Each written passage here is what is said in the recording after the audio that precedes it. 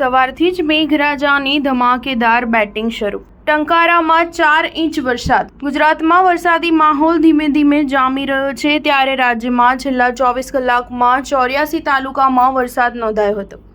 આ દરમિયાન આજે અમરેલી જિલ્લાના ધારી ગીર કાંઠાના ગ્રામ્ય વિસ્તારોમાં સવારે વરસાદ વરસ્યો છે. રાજ્યમાં છેલ્લા 24 કલાકમાં 84 તાલુકામાં વરસાદ વરસ્યો હતો. સૌથી વધુ મોરબીના ટંકારામાં 4.25 ઇંચ વરસાદ ખાબક્યો હતો.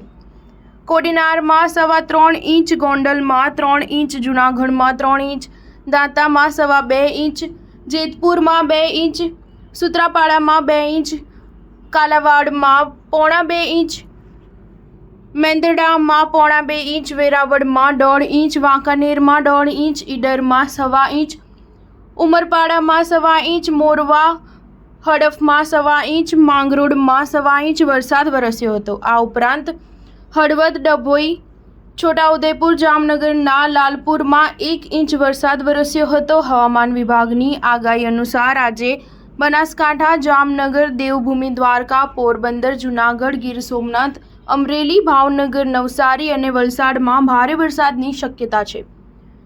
જ્યારે કચ્છ, મોરબી, રાજકોટ, સુરેન્દ્રનગર, બોટાદ, અમદાવાદ, ગાંધીનગર, મહેસાણા, પાટણ, સાબરકાંઠા, અરવલ્લી, મહીસાગર, ખેડા, આણંદ, પંચમહાલ, દાહોદ, છોટાઉદેપુર, વડોદરા, ભરૂચ, નર્મદા, તાપી અને ડાંગમાં હળવોથી મધ્યમ વરસાદ પડી શકે છે. સ્ટાર ન્યૂઝ 7 હંમેશા સચ્ચાઈની સાથે.